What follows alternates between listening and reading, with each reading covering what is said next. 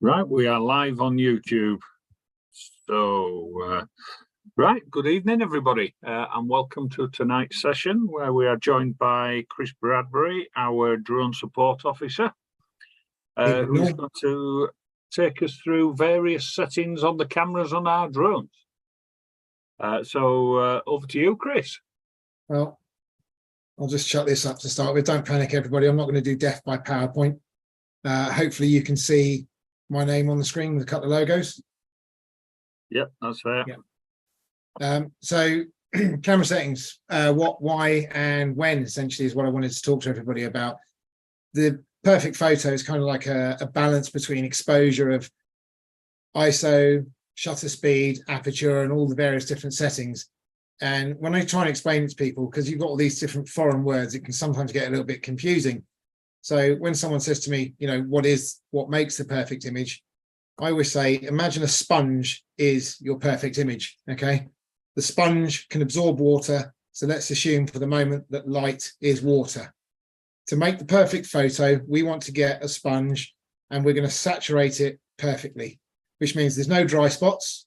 So the sponge is perfectly wet all over, but at the same time, it's not dripping. If we have dry spots on our sponge, we can consider that underexposed. And if we have water pouring off the sponge, it's overexposed.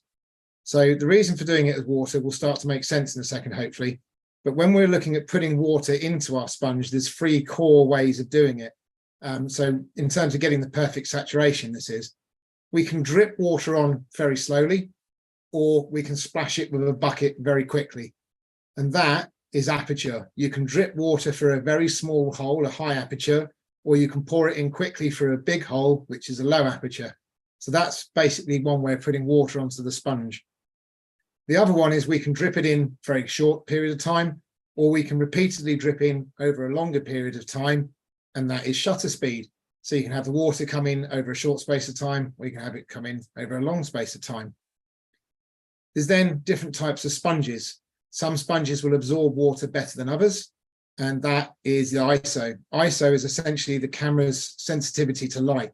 It goes back to the old days of camera film, where you used to go down to Boots and you get an ISO 100 for daylight, you get an ISO 400 for the evening, an ISO 800 for nighttime.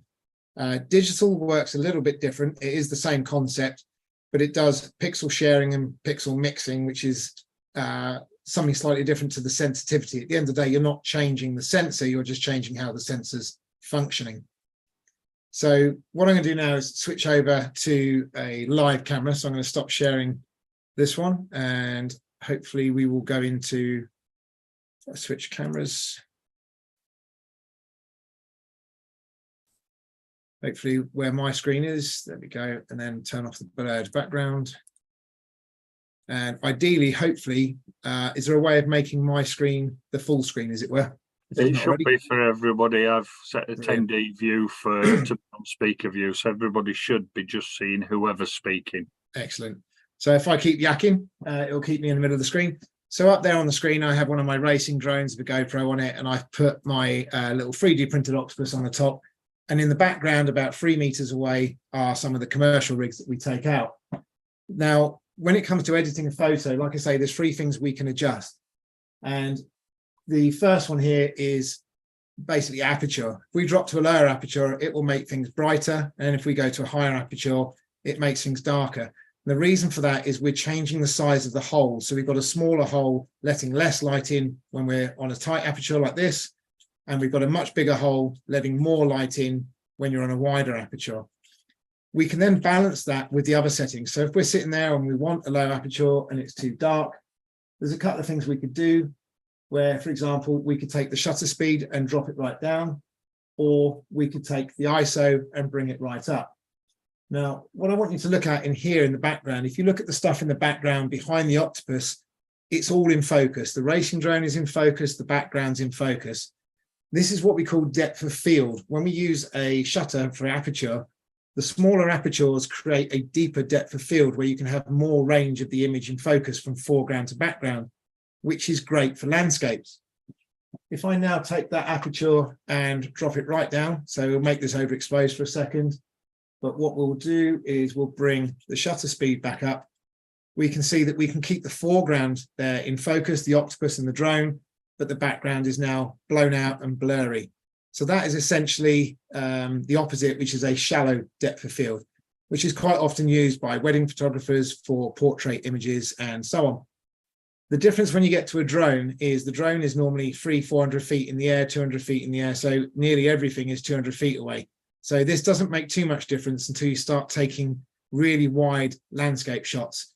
One of my fellow club members, Dan, took a really nice picture recently of an aqueduct. There was another aqueduct 3 miles away that was completely out of focus. If he'd used a higher aperture, he could have got both into focus.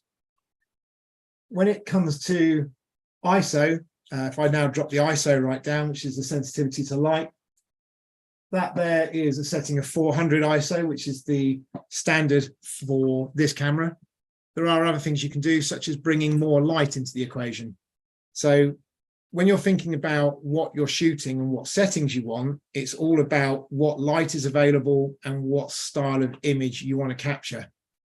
So thinking of that aside, it's then thinking about, if you are looking to capture motion at high speed, you probably want a high shutter speed. If your shutter speed is high, imagine that the three-way triangle is an elastic band around 3 pins. As soon as you pull one pin out to one side, the elastic band pulls the other 2 pins in tight. So if you increase the aperture, you end up messing around with the shutter speed and the ISO. If you increase the ISO, that will mess up with the shutter speed and the aperture to get the same exposure results. So I'm now going to drop back out of there and go to the PowerPoint again. So hopefully you can see the PowerPoint again. Yeah, we can see that. Yeah, you're still showing your octopus though, rather than you. That's fine. The octopus can stay in the background. So general photography is where most people probably use their drones, just taking photographs of nice things. So the person there that's from the Isle of Wight should recognise, hopefully, this is Sandown Pier on the southern side of the Isle of Wight. Photography-wise, when you're taking stills, you probably want to start with your ISO set to the minimum or the native. So the minimum ISO is normally ISO 100. Certain cameras might have a native ISO, which is where the sensor is designed to work at its optimal, which could be anything from 100 to 400. Video cameras could be 400 to 800. A lot of the DJI drones are 400 for video and 100 for stills. You would then start with the ISO, like I say, at lowest. You would then set the aperture to the preference for the background. So in this picture here, I've got quite a high aperture because I want the foreground to the background all in focus. If I wanted the pier in focus, but maybe the beach to start blurring and blowing out, that's when I would use a shallow aperture. You can then use the shutter and filters to set the exposure for the remaining part of the triangle. Now, with a drone, you normally don't want to go any slower on a shutter speed than around 1/160th of a second, because the drone is moving in the air. Any slower than that, and you'll start to get blurring or movement showing up in the camera. But that's basically what I'd recommend for photography. Start with the low ISO, set the aperture to where you want it, and then move the shutter around. If you find that you're around 1/700th, 1/800th of a second for shutter speed, you might find that actually putting an ND filter on, which is basically neutral density, it's the equivalent of wearing sunglasses on the lens, can bring your shutter speed back down to 1/320th, 1/400th, or somewhere that you want it. And again, if you are trying to capture blur in the image and you've got your ISO as low as it would go, you've got your aperture quite high, but it's still overexposed for what you want, then you can use an ND filter to bring it down.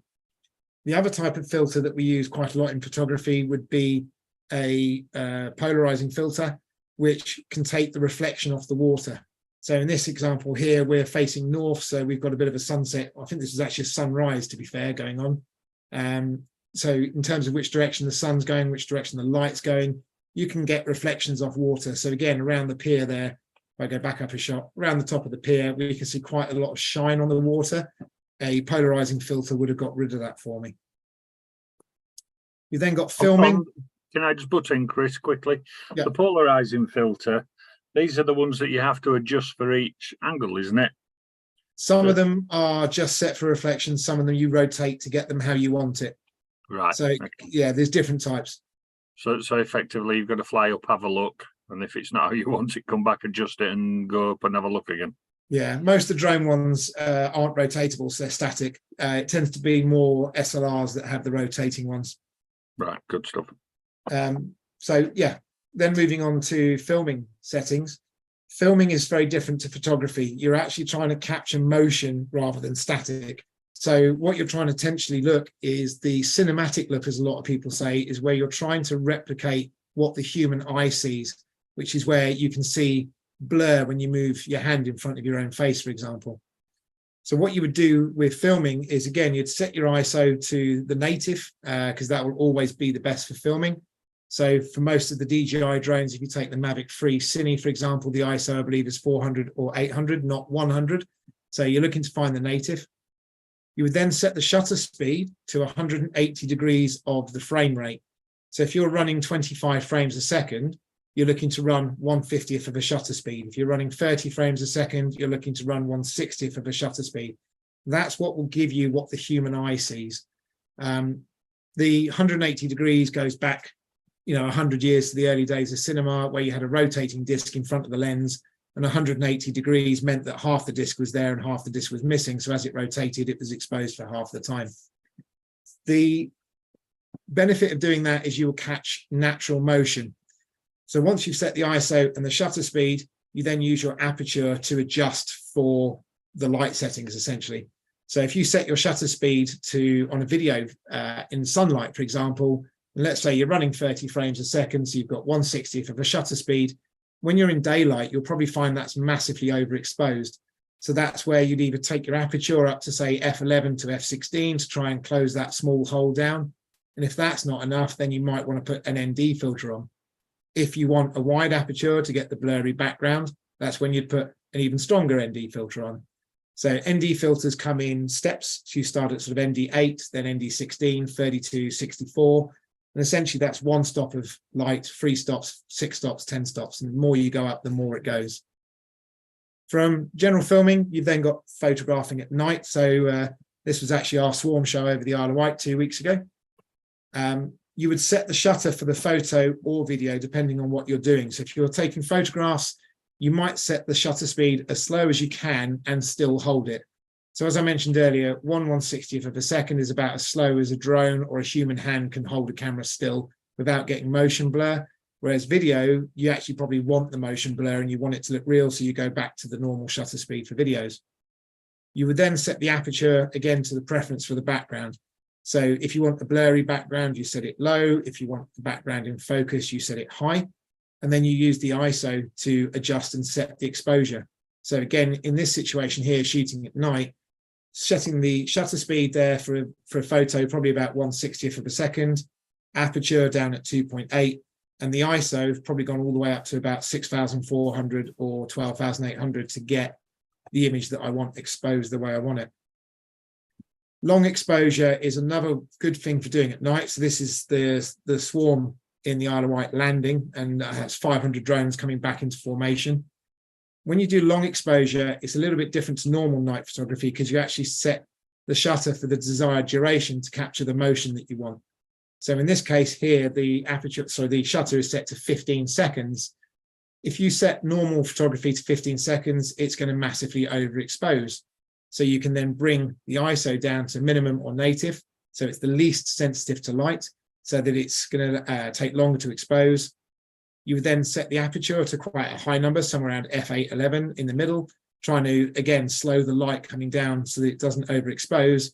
And then even at night, you might go back to putting filters on.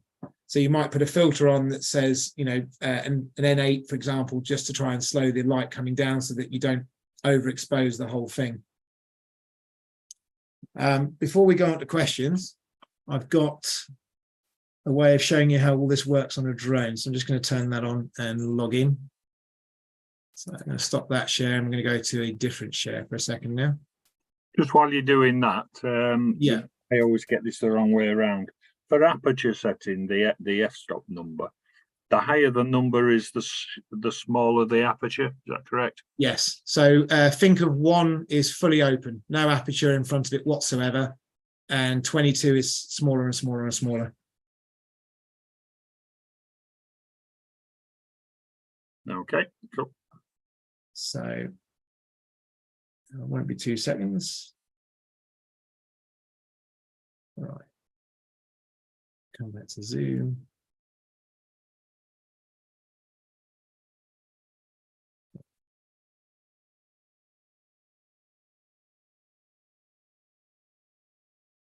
There we go. So hopefully you can now see the back door of my house and my garden with my hand in front of the camera.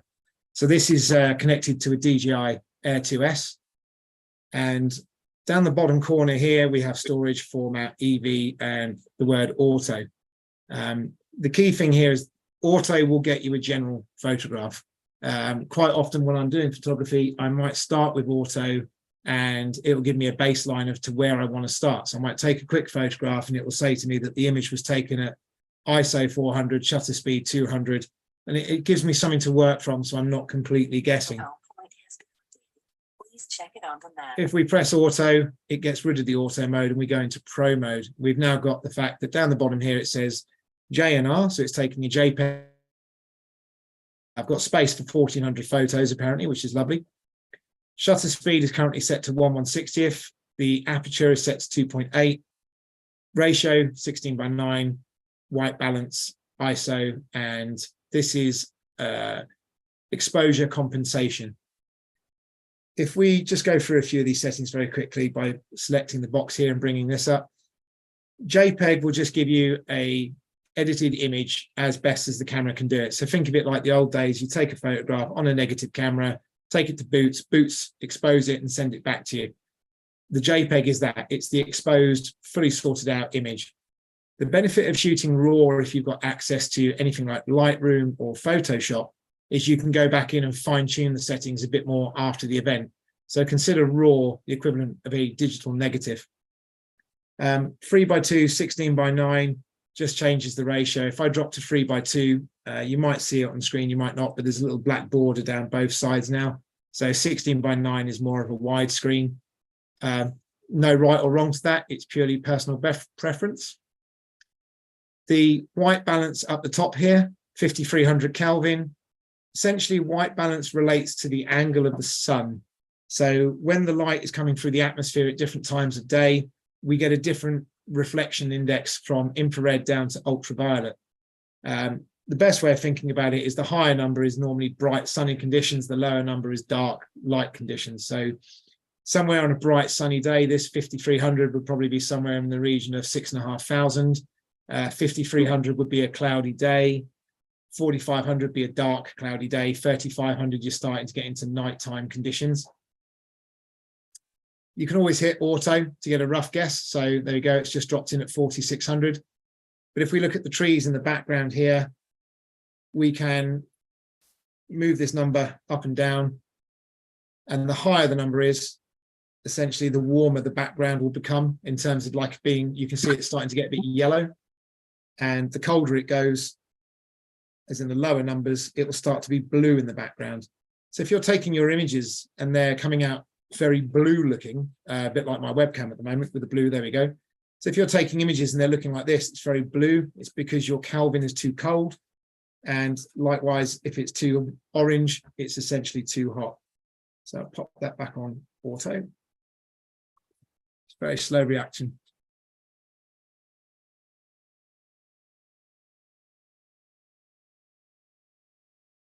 I'm trying to do this on a touchscreen and it's now just refusing to cooperate, which is always good.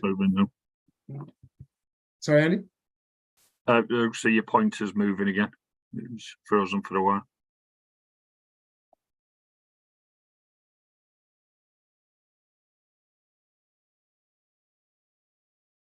It might be that the 10 minutes are up on that screen share, so I'll just restart it as well.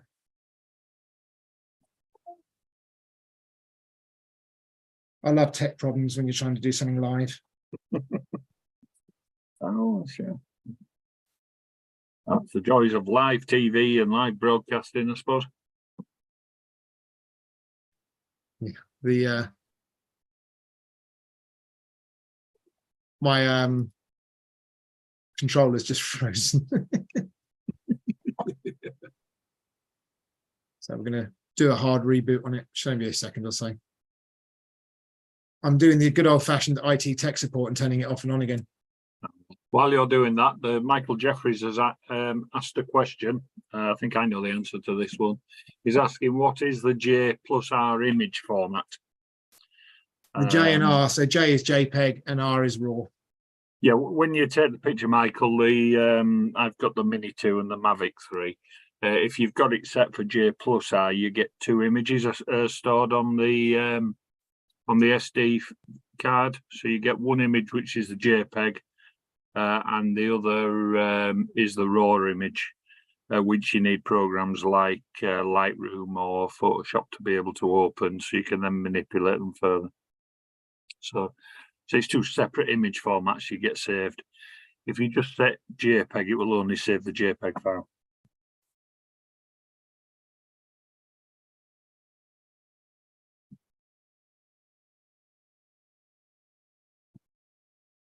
Nearly there. Good stuff. Sorry about this, folks. Occasional technical problems happen.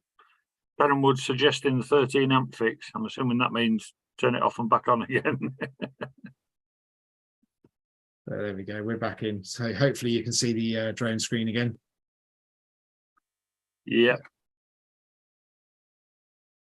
So that's working. I've got touchscreen now. So you can see there with the slider, we can go from blue cold all the way up to quite yellowy orange that's quite warm.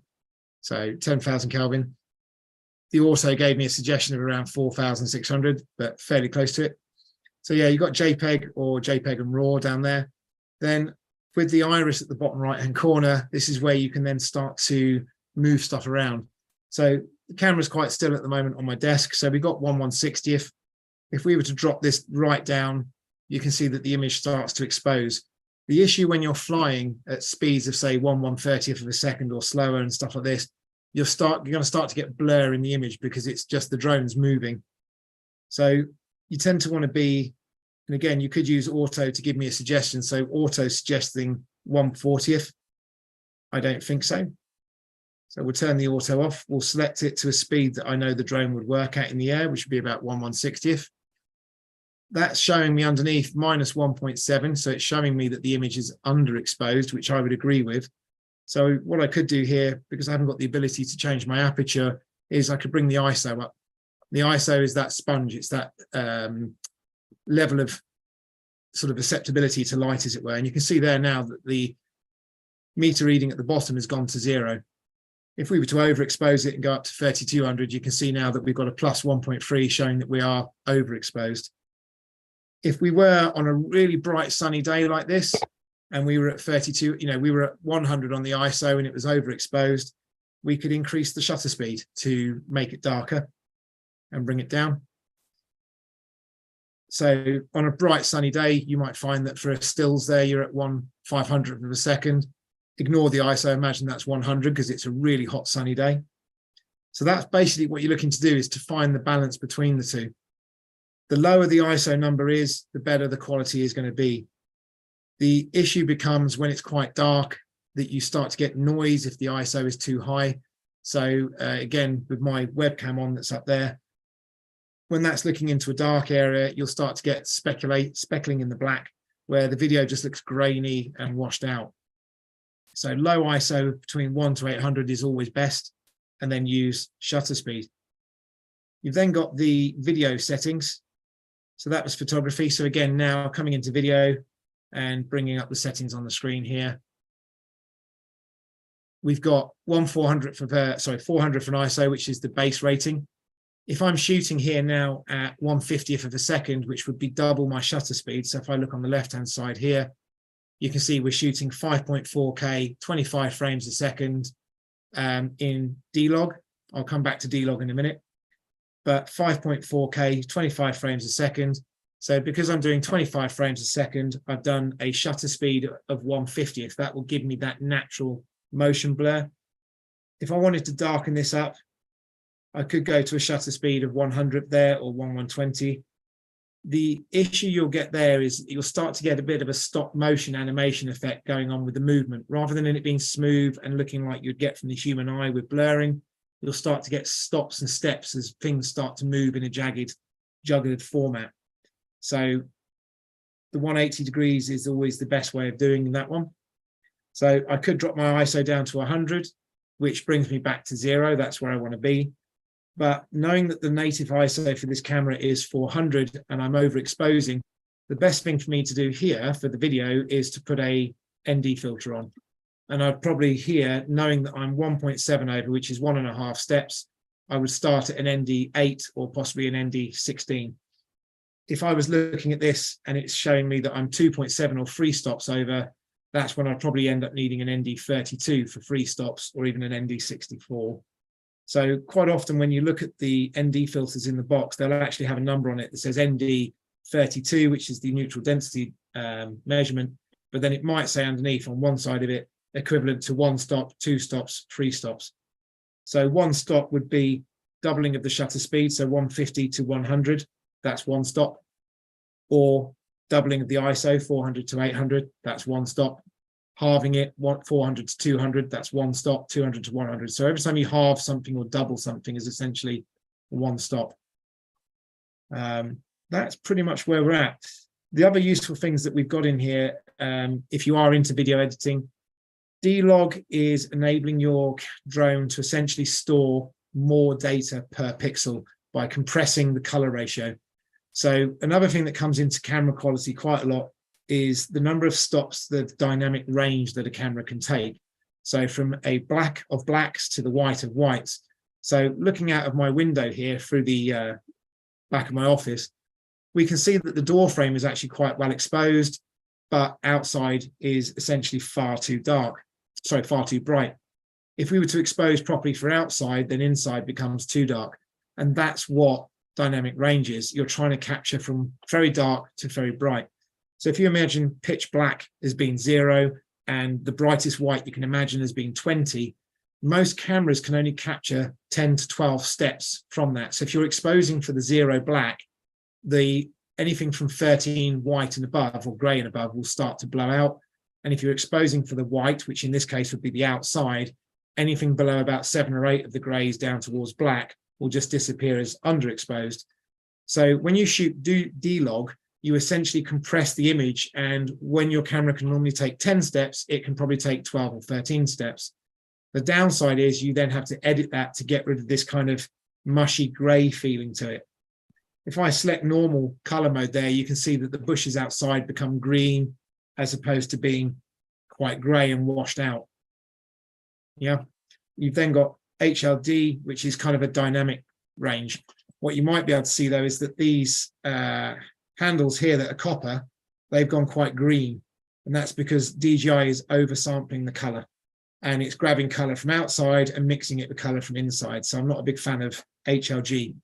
HLG can work quite well when you have a very balanced colored scene. So if you're filming over the top of the woods, nearly everything underneath you is going to be green. If you're filming across a beach, nearly everything's going to be blue and sandy colors. So again, it's not too much of an issue. Normal, if you just want to capture a video and chuck it straight onto YouTube, is probably going to be your safest bet, minimum amount of editing. Bit further down, you get H.265, which is MOV and H.264. That's essentially how it's stored on your computer. If you're just looking to put simple, I would go MP4 because that's the one that most computers will run. For example, if you're running a video off YouTube, that's probably running MP4. Facebook is MP4. With MOV, it records a slight bit more detail. So if you're shooting in D-Log there and trying to get the most color out of it, the benefit of using MOV is it's recording a slight bit more information per frame, which gives you more editing ability. So if you think about negative, D-Log is like a negative version of film.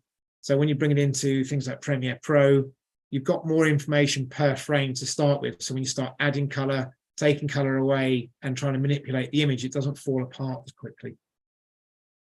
So that's pretty much about what we're at, I think, in terms of settings. I think probably the easiest thing to do now is to ask people how messed up their brains are and what sort of image they're trying to take and how we can make it work for them.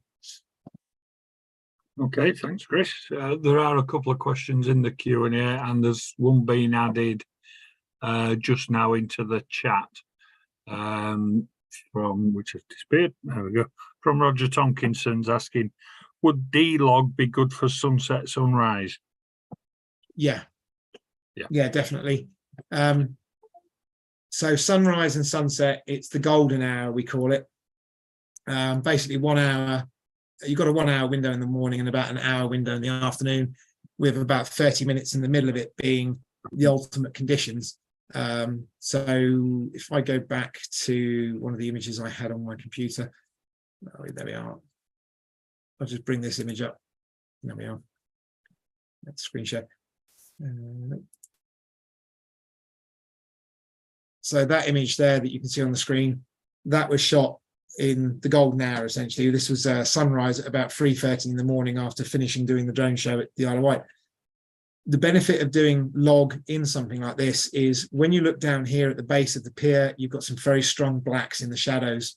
You've got blacks in a lot of the buildings across here, but then on the horizon here, to maximize the color, we've got strong oranges, and particularly here where the sun is, a very bright light. We've then got quite bright reflections on the top of the clouds at the top and along the water edge.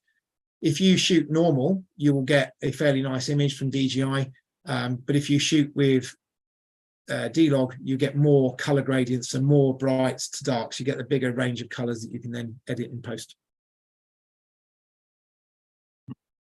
That's useful. It might be something I start using now, because I generally shoot in normal. If you're doing video D-log, if you're doing photography raw, will give you that extra data. Okay. The downside for both is you've got that extra step of editing. It's not coming straight out ready to use. It's going to need something else. Yeah. Excellent. Right, into the questions then. Peter Carter has asked, you might want to turn your camera back on, Chris, because we're still seeing your octopus. But while you're doing that, Peter Carter's asking, do you compensate when using a polarizing filter? So I often find that if I've used a polarizer, my resultant image is somewhat underexposed.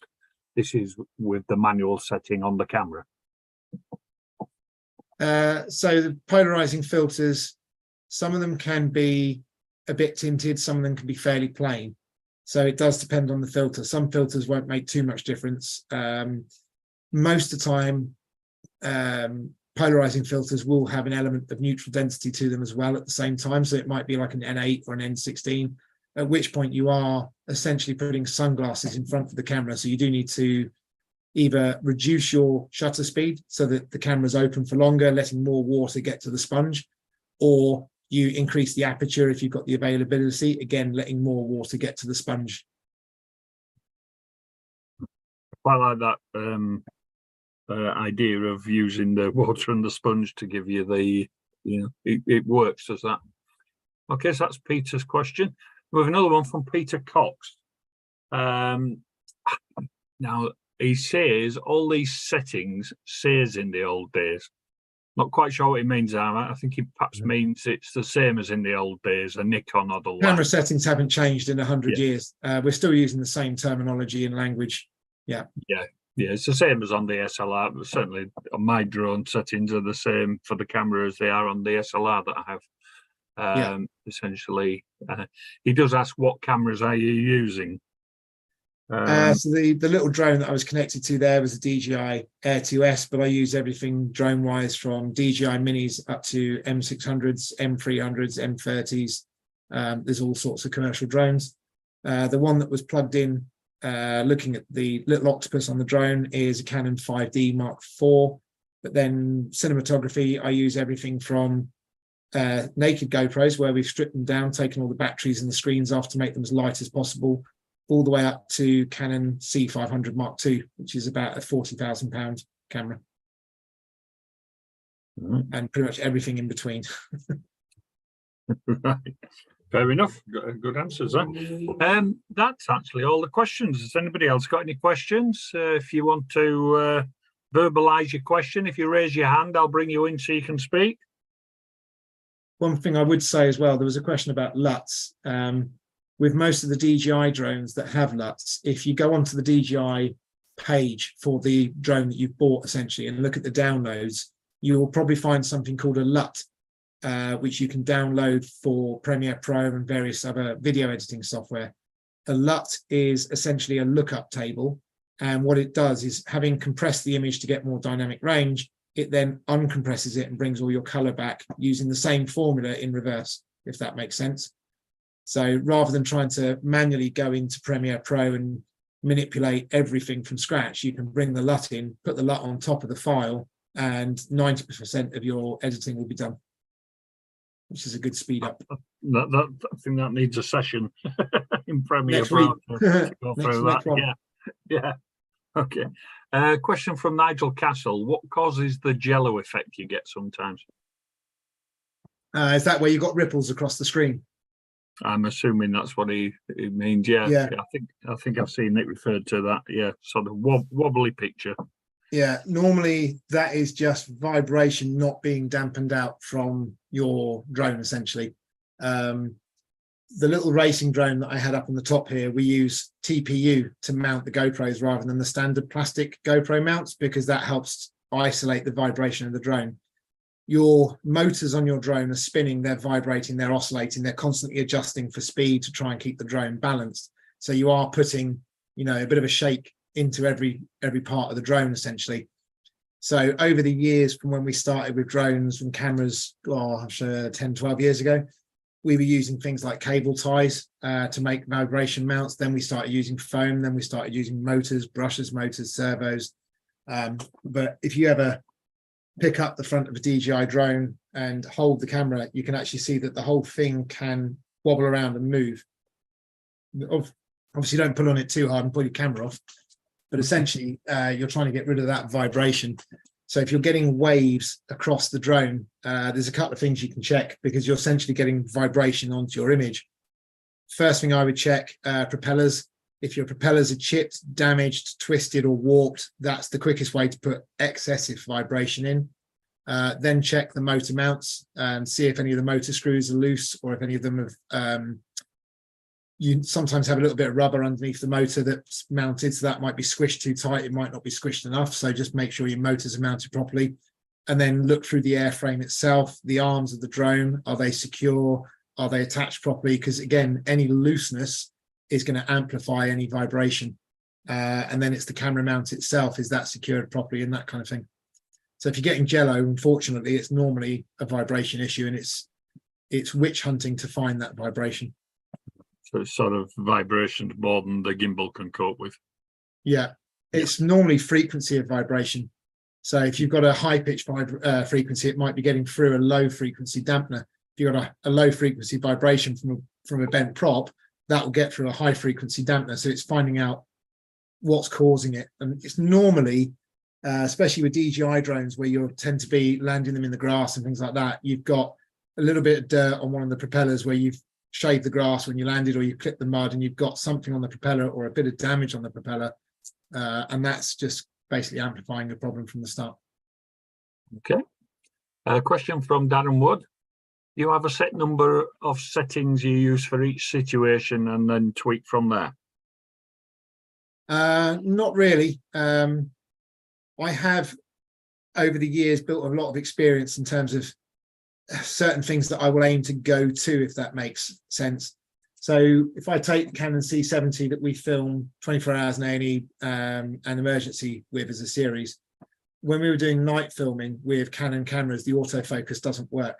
So we turn the autofocus off, set the manual focus to just under infinity, and then from there, because I haven't got control of the focus, I will automatically set my aperture to around f8 to f11, so that I'm keeping as much distance in focus as I can from the foreground to the background. Then I set, because we're doing video, my shutter speed to 180 degrees, which is normally 1/50th of a second for 25 frames a second. And then it's ISO to compensate for the darkness. So if the Canon C70 shoots at an ISO of 800 natively, but that would be far too dark with those settings, so I'll end up at around 1600 or 3200. But yeah, it's like I showed in the slides a little bit earlier on. Photography, start with the shutter speed. It's these bits down here. So ISO to minimum or native for most situations. For photography, set the aperture for the preference, and then use shutter speed to compensate. And video, you set your shutter speed and aperture, and then ISO to compensate. Just when you've got your big Canon SLR slung underneath your big drones there, then do you still have control of the settings when it's airborne? No. No. So with things like the Inspire 2 and the Inspire 3, we can change everything when we're in the air. We can change aperture, shutter speed, ISO. The only thing we can't change on those is the ND filters. We tend to have to screw those on before we take off. So we normally set an ND filter that would be somewhere in the middle. So we'd aim for around f5.6 to f7.3. And that gives us a little bit down and a little bit of up. So if the light changes, we can adjust the aperture to adjust for the ND. The worst day for filming for us is patchy, cloudy skies. So you set the camera up for bright, clear sunshine, and the next thing you know, it's pitch dark because the clouds come over, and then vice versa. Yeah, I can imagine. Okay. A couple more questions come in then. We have another one from Peter Cox, and there's a similar question from Nigel Castle, actually. Peter asks, what software are you using? Okay, various different ranges. If I'm just doing one or two images, I like Photoshop. There's a lot I can do with that. So images like that one there with the butterfly and the rainbow, that was done in Photoshop because it was one image. It also allowed me to, there was a flare that had been thrown up in the air. Photoshop allows me to do patch repairs, spot healing, and just get rid of little bits and fine tune an image to how I like it. If I'm doing a batch of images, so if I've done a roof inspection where we've taken 200 or 300 images of a boring warehouse roof, I might use Lightroom because I can edit one photo, copy and paste the settings to 200 other photos rather than having to do every single one manually. Video wise, normally Premiere Pro is my go-to for most of it. Depending on what camera I'm using, some of the cameras function better through DaVinci Resolve for color grading. Most of my Canon stuff's fine in Premiere Pro. And then After Effects, if I want to add any special effects or animations on top of video. So yeah, there's the entire Adobe suite gets used. So Illustrator might get used to create slides. InDesign might be used to create text profiles for credits at the end of a video and that kind of thing. Yeah. Nigel's questions related to video softwares. He was asking what the best software you'd recommend for amateur video. I would say if you're an amateur, Resolve. most computers now have something built in. So Macs have iMovie, PCs have media player and various things. So if you're shooting in normal mode on the drone and you're not using D-Log and you haven't got to do any color grading or editing, and all you want to do is take a nice video of the holiday you've just been on, say you've been to the Isle of Wight because that's featured a couple of times tonight, and you've taken a nice video of the Needles, a bit of video on a beach, and you just want to add it and slice it, then the free software is all you really need. You can cut the video and crop it where you want to, shorten bits, edit it together, slice it onto another piece, add some music over the top, add some basic text over the top, and there you go.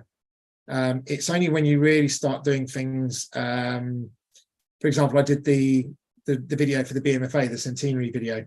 That was hundreds of different pieces of video slotted together, different sound effects, different speeds of video, different cameras used. So you're trying to color grade it all and make it all match, essentially, so that the GoPros don't look completely different to the C70 and C300 footage.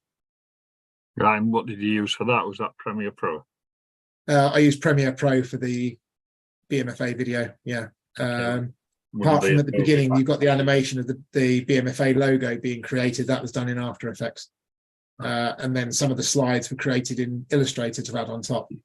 So when it gets complicated, you start using more. But the free software, it's great for 90% of people who are hobbyists. Premiere Pro, if you want to do a little bit more. And then the full Adobe suite, if you want to be a real, I use the word professional, but you know what I mean? If you want to start really getting involved in it as a business, is what I'm getting at, I think. Okay. Right, well, that's the last of the questions we've got, unless anybody else has got any. Feel free to add them in there, or as I say, if you raise your hand on the, I can bring you in to speak. But I got it nice and easy. One's come in there from Peter. It would be great if you could do a session showing how you do a show. I'm assuming he's on the drone swarms. Drone show, yeah. It has been mentioned. I'm happy to do that. Yeah. Yeah. And I think next week, for those that are interested, Chris is going to be back for a session on photo editing. Is that Photoshop, Lightroom, or a bit of both? Or I'll probably do Lightroom, just simply because or Photoshop, because you can use the same settings across both. When you edit, you get a pillar down the right hand side which has all the same settings in both. And then probably bring in a small piece of video into Premiere Pro just to show you that it's actually the same process to edit video as it is to edit photos, essentially. Right, excellent. No, well, I shall look forward to that. If I'm actually away next Tuesday, work related, but I will, if I've got decent Wi-Fi in the hotel, I will certainly join in. Try and keep it as simple as possible, because a lot of this is a foreign language, I think, sometimes to a lot of people. Yes, it's very hard to condense years of knowledge into a 1 hour spiel. Indeed, yeah. I just say I thought that was quite useful. There was a few bits and pieces I picked up there, which I'm going to find useful. So hopefully others have too. I think the best advice is to go out and make mistakes. You know, I'm good at doing that. Yeah, but that's when you can sometimes find a really good picture. You know, you've got a, say, a slow shutter speed and you're tracking a Formula One car as it drives along the road. So you turn the camera with it and you click it. The Formula One car is in focus, but the background's blurred, and that's by accident. So it's where exactly do you live that all this. these Formula One cars are going down the road outside your house? Well, round a racetrack then. Well, we have boy racers, but no Formula One cars. I live in Telford. All sorts of stuff gets stolen around here, so you never know. Right. Right. Yeah, Okay. just go out and practice and have fun. And if it's too tempting sometimes to just leave the camera on auto and take photos because it's easy. Sometimes just turn auto off, make a load of mistakes and see what works, what doesn't work, and find out what you like. Yeah, sounds good advice to me. Yeah. Right. Okay. Well, if we have no further questions, a big thanks to Chris for joining us tonight and imparting some of his wisdom that he's picked up over the years. And we will hopefully see you all next Tuesday then for Chris Part 2, photo editing. Yeah, I'll try and keep that more simple. Trying to keep that in English. Yeah. Yeah, thanks very much, Chris. That was useful. Very good. So I'll stop the YouTube recording